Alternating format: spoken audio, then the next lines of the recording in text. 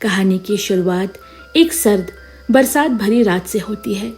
घर के बीच में बैठी मोमोको खामोशी से काफी की गर्म घूंट ले रही है और उसकी आंखें खिड़की के शीशे से टकराती हुई बारिश की बूंदों को निहार रही है। बाहर की बारिश जितनी तेज है, कम से कम कुछ पलों के लिए उसके भीतर उतनी ही गहरी शांति उतर आई। लेकिन ये सन्नाटा ज्यादा देर टिक नहीं पाया और कमरे की चुप्पी में हलचल समा गई। मोमोको की नजर अपने नन्हे पोते शोजी पर पड़ी, जो अपनी शरारतों से पूरे घर को सर पर उठाए हुए है। वो अपनी बहन नुआमी की ओर खिलखिलाता हुआ दौड़ रहा है, जैसे बारिश की हर बूंद उसकी ऊर्जा में घुल गई हो। तभी एक तेज आवाज कमरे में गूंजी, शोजी बस करो, माफी मांगो, नहीं तो पापा को बुलाऊंगी। ये उसकी माँ की आवाज थी, जिसमें गुस्से से ज्यादा थकावट छिपी हुई है। शोजी की आंखों में डर उभरा, लेकिन उसके कदम रुकने को तैयार नहीं। उसकी मासूम शरारतें अब सीमाओं को लांघने लगी है। इसी बीच दरवाजा खुला और शोजी के पिता घर आए। उनकी थकी मुस्कान ने दरवाजे पर खड़ी पत्नी के चेहरे पर एक हल्की राहत बिखेर दी। लेकिन उसी क्षण कोने में खड़ी नुआमी की सिसकियां पूरे दृश्य पर भारी पड़ गई और सबकी निगाहें उसकी ओर मुड़ गई। माँ ने तुरंत नुआमी को सीने से लगा लिया और धीरे से पूछा, क्या हुआ, क्यों रो रही हो? उसकी आवाज में चिंता और ममता घुली हुई है, जिसे सुनकर मोमोको का दिल एक पल के लिए कांप उठा। इसके बाद शोजी को डांट पड़ी, फिर से बदमाशी, भागो यहाँ से। वो आंसू भरी आंखों के साथ कमरे से बाहर भाग गया। उधर माँ नुआमी को चुप कराने लगी। उसकी सिसकियां धीरे धीरे थमने लगी है, लेकिन तभी वो पूरा दृश्य जैसे हवा में घुल गया और सब कुछ अचानक गायब हो गया। कमरे में फिर वही रात का सन्नाटा लौट आया, लेकिन मोमोको का मन अब एक तूफान में उलझ चुका था। उसका चेहरा गुमसुम, भीतर सवाल की एक बाढ़ सुमड़ रही है। क्या मेरा दिमाग सच में कमजोर हो रहा है? क्या अब मुझे कुछ ठीक से याद नहीं रहता? आगे कैसे जीऊंगी अकेले? इन सवालों के बीच कमरे की खामोशी में वो अपने पास 3 आदमियों को बैठा पाती है।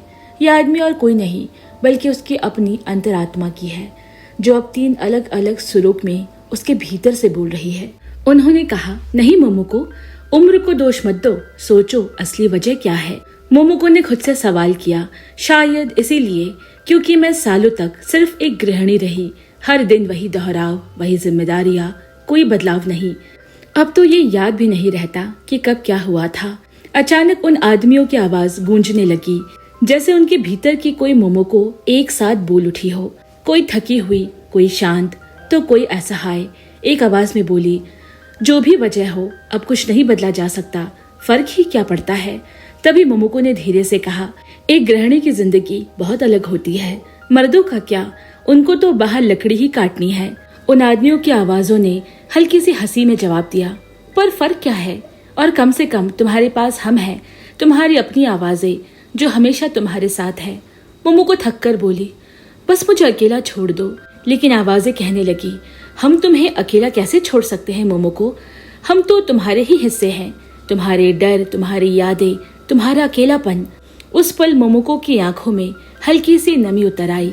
ये कोई साधारण आंसू नहीं थे, बल्कि उसके गहरे अकेलेपन की सच्ची पहचान थी, जो इंसान की आत्मा के सबसे भीतर से निकलता है। वो तीनों उठ खड़े हुए और अचानक कमरे में प्रकट हुए 3 इंस्ट्रूमेंट्स को बजाते हुए नाचने लगे। उनके साथ साथ मोमोको भी देर रात तक नाचती रही। पता ही नहीं चला कि कब उसकी आंख लग गई। अगली सुबह उठी तो अपने पति की आवाज सुनती है, जो कह रहा है, जागो मत, कोई फायदा नहीं उठने का, कल जैसा था आज भी सब कुछ बिल्कुल वैसा ही है, कुछ भी नहीं बदला, इसीलिए मत उठो। लेकिन वो सोकर उठी। उसने अपने लिए नाश्ता तैयार किया और नाश्ता करते हुए टीवी में युकागिर मेमोथ के बारे में एक खबर देखती है, जो कई साल बाद जापान लाया गया है। ये दुनिया का सबसे बड़ा मेमोथ की प्रदर्शनी है।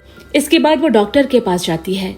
वहाँ हॉस्पिटल में डॉक्टर से पूछती है, क्या डिमेंशिया में आवाजें सुनाई देती हैं? इस पर डॉक्टर भी हैरान रह जाता है और बोलता है कि आपको नेशनल हॉस्पिटल में दिखाना चाहिए। डॉक्टर के क्लिनिक से लौटने के बाद मोमोको के मन में बेचैनी होती है। घर लौटकर वो किचन में राइस बॉल्स बना रही है कि तभी भीतर की आवाज उसे चैन नहीं लेने देती। एक आवाज तंज कसती है, तुम अब भी तोहो को क्यों बोलती हो? ये अल्जाइमर की पहली निशानी है। दूसरी आवाज ने मायूसी से कहा, इस शहर में कोई भरोसेमंद डॉक्टर ही नहीं बचा। हर जगह बस युवा डॉक्टर है जिन्हें कुछ पता नहीं। एक और आवाज याद दिलाती है, पहले सब कितना अच्छा था।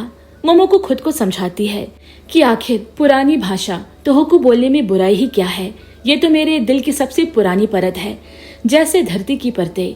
लेकिन भीतर की आवाजें उसे चढ़ाती है, अरे दिक्कत तो ये है कि हम तीनों बस एक बूढ़ी अकेली औरत की कल्पनाएं हैं। इसके बाद सारी आवाजें उसका साथ देती है। चलो चावल के गोले बनाते हैं। और ये साधारण सा काम भी उसके लिए किसी एक तसल्ली की तरह है, जैसे रोजमर्रा की चीजों में खुद को ढूंढना। इसके बाद अगले दिन मोमोको के घर कार एजेंट आया है। डीलर उसे समझाता है, अगर आप कार लेने में इच्छुक है तो किश्तों में भी इसकी रकम चुकाई जा सकती है। वो उसे कार की डिजाइन भी बताता है, मगर मोमोको को वो पसंद नहीं आता। फिर वो कहती है, ये मेरी आखिरी कार होगी और अगर मैं चला नहीं पाई तो। डीलर अपनी कार की बिक्री के लिए कहता है, आप मुझे अपना बेटा मान लीजिए, मैं हूं ना आपके पास। और मोमोको एक हल्की सी मुस्कान के साथ मना कर देती है, लेकिन उस पल में उसके अकेलेपन की झलक साफ दिखती है। वो जानती है कि अब उसके फैसले, उसकी जिंदगी सब उसी के हाथ में है। और यही सोच उसे कहीं भीतर से मजबूत बनाती है, भले ही बाहर से वो खुद को कमजोर महसूस करती हो। कुछ समय बाद लाइब्रेरी जाती है, जहाँ जानवरों की बायोलॉजी पर वो एक किताब पढ़ रही है। तभी एक छोटा सा लड़का उसको किताबों के बगल से देख रहा होता है, तो उसको देखकर मोमोको हल्की सी मुस्कुराती है। और इसके बाद वो घर आ जाती है, जहाँ किचन पर काम करते समय उसे अपनी जवानी के दिन याद आ जाते हैं, जब एक कॉकरोच को देखकर वो चिल्ला उठी थी और उसका पति उसे चढ़ाया करता था। इसी याद के बीच वो सच में एक कॉकरोच देखती है और उसे मार देती है। अब किचन में खाना बनाने के बाद जब वो खाना खाने बैठती है तो फिर से वही 3 आदमी उसे घेर कर बैठ जाते हैं और कहते हैं, क्या तुम ताइशोगोटो बजाना चाहोगी? वो खुद से सवाल करती है, ताइशोगोटो आखिर क्या है? तभी एक आदमी चमत्कारी रथ में बैठकर आता है और उसे बोलता है, ये एक वाद्य यंत्र है जो बहुत ही अच्छा होता है। लेकिन वो समझ नहीं पाती और भीतर की आवाजों में उलझी रहती है, जैसे उसकी जिज्ञासा और असमंजस का मजाक उड़ा रही हो। इसी उथल पुथल के बीच मोमोको की यादें उसे अपनी दादी के पास ले जाती है। उसे एहसास होता है कि उसकी दादी भी कभी इसी अकेलेपन से गुजरी थी। वो याद करती है कि कैसे दादी की आंखों की कमजोरी ने उन्हें चिड़चिड़ा बना दिया था, और तब वो खुद भी बहुत छोटी थी, दादी की तकलीफ को नहीं समझ पाई थी। अब सालों बाद मोमोको को लगता है कि वो भी दादी की तरह अकेली है, डर के साए में जी रही है। वो दादी से माफी मांगती है और कहती है कि शायद मैं तुम्हारी तकलीफ नहीं समझ पाई, लेकिन अब मैं भी उसी रास्ते पर हूँ। मोमोको की दादी उसे रेत की थैलियां निकालकर खेलने के लिए देती है, जैसे बचपन में खेला करती थी। बचपन की कोई भूली बिसरी याद उसके मन में दस्तक देती है। एक एक गिनती के साथ वह महसूस करती है कि वो सच में अकेली नहीं है। उसकी दादी, उनकी यादें और उसके भीतर की आवाजें सब उसके साथ है। अचानक उसे एहसास होता है कि अकेलापन सिर्फ उसका नहीं है, बल्कि हर उस इंसान का है जिसने कभी उम्र के इस मोड़ पर खुद को तन्हा पाया है। रेत की थैलियों से खेलना उसके लिए एक छोटी सी सांत्वना बन जाती है, एक भरोसा कि जैसे उसकी दादी ने अकेलेपन को जिया है, वैसे ही वो भी इस अकेलेपन को जी सकती है। इसी भाव में डूबी मोमोको के जहन में बचपन का वो दृश्य लौट आता है, जब छोटी सी मोमोको अपने दादी की त्वचा को हल्के से पिंच करती है और मासूमियत से पूछती है, क्या आपको दर्द होता है दादी? दादी मुस्कुरा कर जवाब देती है, नहीं होता, एक दिन सबको ऐसे ही हो जाना है। वो याद आज मोमोको के लिए ढाल बन जाती है। वो खुद से कहती है कि वो अकेली नहीं है, ये दौर भी बीत जाएगा। उसकी आंखों में आंसू आ जाते हैं और वो अपनी दादी से लिपट कर रो पड़ती है। लेकिन जैसे ही वो अपनी दादी को और कसकर पकड़ना चाहती है, दादी अचानक गायब हो जाती है। उस खालीपन में मोमोको चुपचाप जाकर सो जाती है। सुबह की पहली किरण के साथ वो जागती है तो देखती है कि फिर वही परिचित आवाजें उसे सो जाने को कह रही है। लेकिन अब वो इन आवाजों को इग्नोर करना सीख चुकी है।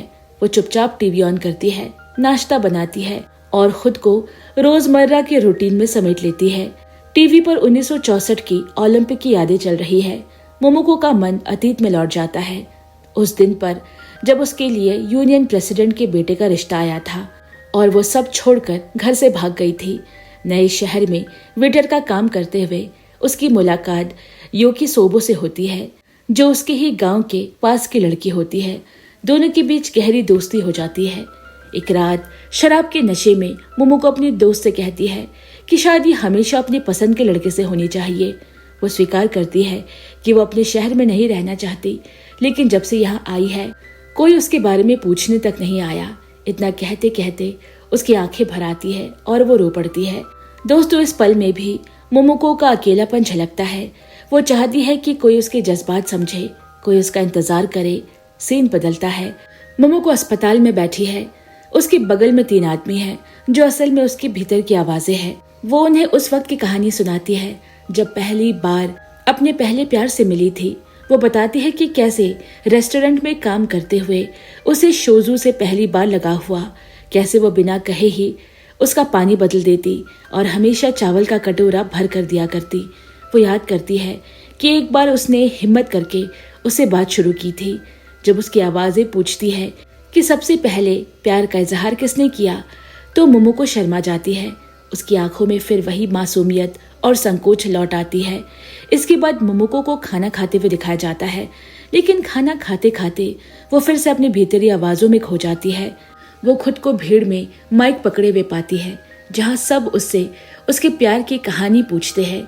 वो कहती है उसने पूरी जिंदगी भरसक कोशिश की, अब कोई पछतावा नहीं है।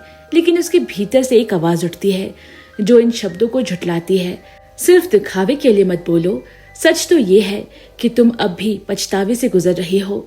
मोमोको खुद को समझाने की कोशिश करती है कि बस अब वो आज़ादी चाहती है, अपनी जिंदगी अपने तरीके से जीना चाहती है। शायद उसे उस आदमी के साथ बिताए वक्त का पछतावा है जिससे वह प्यार करती थी।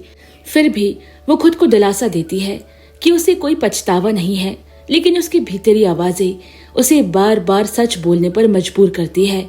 उसके मन में सबसे बड़ा पछतावा यही है कि वो कभी नई औरत नहीं बन पाई और अपने माता पिता के आदेशों में बंधी रही। इसी वजह से घर से भाग गई, लेकिन आज भी वो टोक्यो की उसी पुरानी जिंदगी में बंधी है, जहाँ सब कुछ समाज के बनाए सांचे में ढला है। वो सोचती है कि प्यार बहुत अजीब चीज है, लेकिन उससे भी ज्यादा जरूरी है आजादी और आत्मनिर्भरता। चाहे कुछ भी हो जाए, प्यार के आगे झुकना सही नहीं। भीतर की आवाजें कभी उसकी हिम्मत बढ़ाती, कभी उसे रोकती, और कभी कभी वो खुद से ही लड़ती है, जैसे अपने ही विचारों की भीड़ में उलझ गई हो। लेकिन इन सब के बीच मोमोको के भीतर एक नई समझ जन्म लेती है कि उसकी सबसे बड़ी लड़ाई खुद से है, और सबसे बड़ी जीत भी। यही एहसास उसे अपने अकेलेपन में भी मजबूत बना देता है। मोमोको की जिंदगी अब एक नई लय में चल रही है, लेकिन अकेलापन उसके साथ साथ चलता है। कार शोरूम में सेल्समैन से बातचीत के दौरान अचानक उसके फोन की घंटी बजती है। मोमोको फोन उठाती है, लेकिन दूसरी तरफ से कोई अजनबी आवाज सुनाई देती है। वो जल्दी से कोई बहाना बनाकर फोन काट देती है। ये देखकर सेल्समैन मुस्कुराता है, लेकिन फिर गंभीर होकर उसे समझाता है कि इन दिनों ऐसे फर्जी कॉल्स बहुत आते हैं जिनसे सावधान रहना चाहिए। मोमोको उसकी बात सुनकर हाँ में सिर हिला देती है, लेकिन उसके मन में एक अनजाना डर घर कर जाता है। कहीं कोई धोखा न हो जाए, कहीं किसी की बातों में आकर वो अकेलेपन में और न उलझ जाए। अगले दिन जब मोमोको लाइब्रेरी से लौट रही होती है, तो उसके घर के पास एक पुलिस वाला मिलता है। वो वही लड़का है जो कभी उसके बेटे सोजी का दोस्त हुआ करता था। पुलिस वाला उसे बताता है कि आपके घर के सामने एक बहुत बड़ा पेड़ है, जो अब रास्ते पर आने जाने वाली गाड़ी के लिए खतरे का कारण बन सकता है। इसीलिए मोहल्ले वालों ने पुलिस को सूचना दी है। मोमोको उसकी बात सुनती है और दोनों मिलकर उस पेड़ को काटने लगते हैं। पेड़ काटते वक्त मोमोको के चेहरे पर एक अलग ही चमक आ जाती है, जैसे उसमें अचानक कोई नई ऊर्जा आ गई हो। वो खुद को फिर से जीवंत महसूस करती है, जैसे उसके हाथों में अभी कुछ ताकत बाकी है। पेड़ काटने के बाद दोनों मोमोको के आंगन में बैठकर नाश्ता करते हैं। बातचीत के दौरान शिजुको और उसके पति की बात निकलती है। पुरानी यादें ताजा हो जाती है। पुलिस वाला जब चला जाता है तो मोमोको फिर से अकेली रह जाती है। वो चुपचाप अपनी फोन की तरफ देखती रहती है, जैसे किसी के कॉल आने का इंतजार कर रही हो। अचानक फोन की घंटी बजती है और मोमोको खुशी खुशी उसे उठाती है। इस बार ये उसकी बेटी का फोन है। जो उससे कार के बारे में पूछती है और अगले दिन घर आने का वादा करती है। बेटी की आवाज सुनकर मोमोको का चेहरा खिल उठता है। उसकी हंसी पूरे घर में गूंज उठती है। उसके भीतर की आवाज भी उसके साथ हंसने लगती है। एक पल के लिए अकेलापन जैसे गायब हो गया हो। अगले दिन मोमोको की बेटी अपनी छोटी बच्ची के साथ घर आती है। मोमोको उम्मीद करती है कि अब वो अपनी बेटी और पोती के साथ कुछ सुकून भरे पल बिताएगी, लेकिन बेटी आते ही फीस और ट्यूशन के लिए पैसे मांगती है। मोमोको थोड़ी हिचकिचाहट के साथ बताती है कि उसने हाल ही में कार खरीदी है और उसके पास पैसे नहीं है। बेटी तंज करती है, अगर यही पैसे सोजी ने मांगे होते तो आप क्या करती? फिर वो पूछती है कि क्या मोमोको ने फर्जी कॉल करने वाले को पैसे दे दिए। मोमोको शर्मिंदा होकर माफी मांगती है और कुछ पैसे दे देती है। पैसे मिलते ही बेटी जल्दी से पोती को लेकर जाने लगती है। मोमोको धीरे से पूछती है, फिर कब आओगी? बेटी जवाब देती है, अगली छुट्टी में। मोमोको की आंखों में फिर वही अकेलापन लौट आता है। बेटी के जाने के बाद मोमोको की भीतर की आवाज उसे घेर लेती है। वो खुद से कहती है वो नहीं चाहती कि उसकी बेटी नुआमो भी उसी की तरह अकेली और दुखी हो। उसे अपनी नातिन साया का स्कर्ट देखकर बचपन की यादें याद आती है, जब वो अपनी दादी से स्कर्ट के लिए जिद किया करती थी और डांट खाती थी। लेकिन जब नुआमी ने वही स्कर्ट मांगी तो मोमोको ने पूरी रात जगकर सिलाई की, लेकिन नुआमी को वो पसंद नहीं आई। मजबूरी में उसने नुआमी को वही स्कर्ट पहनाई, जिससे नुआमी खूब रोई और मोमोको को दोषी ठहराया। वो याद आते ही मोमोको की आंखें भर आती है और वो रोते रोते कहती है, नुआमी मुझे माफ कर दो, मैं एक अच्छी माँ नहीं बन पाई। अगली सुबह मोमोको उठती है और बाहर निकलती है। रास्ते में एक छोटा बच्चा उसे अपने साथ गार्डन ले जाता है और फिर जंगल की ओर। वहाँ और भी बच्चे खेल रहे होते हैं। ये दृश्य देखकर मोमोको को अपने बेटे सोजी का बचपन याद आ जाता है, लेकिन अचानक वो खुद को फिर से अकेला पाती है और बुदबुदाती है, पतझड़ कभी इतना अकेला नहीं था, अब तो कुछ भी नहीं बचा। वो निराश होकर बैठ जाती है, लेकिन तभी उसकी यादों में किसी का हाथ उसके कंधे पर महसूस होता है। वो उसके पति का है। मोमोको अपने पति से दिल खोलकर बातें करती है, अपनी सारी शिकायतें और प्यार जाहिर करती है, लेकिन अचानक वो फिर से खुद को अकेला पाती है, जैसे सब कुछ एक सपना हो। थोड़ी दूर आगे बढ़ने पर मोमोको को एक छोटी सी बच्ची मिलती है, जो उससे छुपन छुपाई खेलने को कहती है। खेलते खेलते वो एक जगह पहुंचती है, जहां उसकी दादी माँ कुछ लोगों के साथ बैठी होती है। मोमोको चुपचाप खड़ी रहती है, उन पलों को महसूस करती है, लेकिन अचानक फिर से अकेली रह जाती है। अब वो देखती है कि जवानी की मोमोको अपने पति के साथ बैठी है। उसका पति उसके पैरों से कोई कीड़ा हटा रहा है और मोमोको हंस रही है। तभी जवान मोमोको बूढ़ी मोमोको की ओर देखती है और कहती है, कभी सोचा न था एक दिन सब कुछ खत्म हो जाएगा। बूढ़ी मोमोको जवाब देती है, क्या मूर्ख औरत थी मैं। जवान मोमोको कहती है, कभी सोचा नहीं था कि मुझे किसी और की जरूरत होगी। मैं और शूजो ही काफी थे। बूढ़ी मोमोको स्वीकार करती है, मैंने भी शूजा से बहुत प्यार किया था, लेकिन उसके जाने के बाद मैं थोड़ी खुश भी हूँ, क्योंकि अब मैं अपने मन की जी सकती हूँ। शूजा ने मुझे अकेले रहने का दर्द दिया, लेकिन अब मैं अकेले रहना सीख गई हूँ और मैं ऐसे ही जीऊंगी। इसके बाद मोमोको शूजो की कब्र पर फूल और पानी चढ़ाती है, जैसे अपने अतीत को सम्मान और विदाई दे रही हो। अगले दिन अस्पताल में वो अपनी नोटबुक में सबेरतूट टाइगर का चित्र देखती है। उसकी कल्पना में वो टाइगर बाहर आ जाता है और कुछ जंगली लोग उसे मार डालते हैं। डॉक्टर के पास जाने पर उसे डॉक्टर भी उन्हीं जंगली लोगों में से एक जैसा दिखता है और वो डॉक्टर से माफी मांगती है। उसकी आंखों के सामने वही टाइगर, वो खुद और उसके दोनों बच्चे दौड़ते हुए नजर आते हैं, मानो उसकी सारी यादें और डर एक साथ सामने आ गए हों। घर लौटकर मोमोको को फिर से अपनी वही भीतर की आवाज मिलती है। वो कहती है, अब तो हम ही तुम्हारे साथी हैं, हमसे दोस्ती कर लो। अब मोमोको उन आवाजों के साथ नाचने लगती है, जैसे अपने अकेलेपन को अपनाने लगी हो। तभी उसकी पोती आ जाती है और अपनी गुड़िया की मरम्मत के लिए कहती है। मोमोको मुस्कुराकर उसकी गुड़िया सिलने लगती है। यही वो पल है जहाँ कहानी अपने खूबसूरत मोड़ पर पहुँचती है। अकेलेपन, यादों और रिश्तों की गहराई में डूबी मोमोको आखिरकार खुद को और अपने परिवार को स्वीकार कर लेती है। उसकी मुस्कान में अब एक नई शांति है और अपनापन झलकता है, मानो उसने अपने जीवन के हर रंग को गले लगा लिया हो। और इसी के साथ ये फिल्म यहीं पर खत्म हो जाती है। तो दोस्तों, अकेलीपन डर नहीं बल्कि खुद से मिलने का एक खूबसूरत मौका है। जब हम अपने भीतर झांकते हैं तो सच्ची ताकत, प्रेम और शांति वही मिलती है। अपने आप को समझने और स्वीकारना ही असली आजादी है। ये फिल्म हमें सिखाती है कि अकेले रहना कोई अभिशाप नहीं, बल्कि आत्म प्रेम, आत्म देखभाल और आत्म ज्ञान की यात्रा है। यह यात्रा हमें अंदर से मजबूत बनाती है और यही जीवन की सबसे बड़ी सीख है। तो दोस्तों, आपको ये कहानी कैसी लगी मुझे कमेंट में जरूर बताएं। वीडियो पसंद आई हो तो लाइक करना बिल्कुल ना भूलें और हमारे चैनल पर रोज ऐसे ही नए नए वीडियोस देखने के लिए सब्सक्राइब करना बिल्कुल ना भूलें। जल्द ही मिलते हैं, तब तक के लिए मैं आप सभी से विदा लेती हूँ। Bye bye and take care.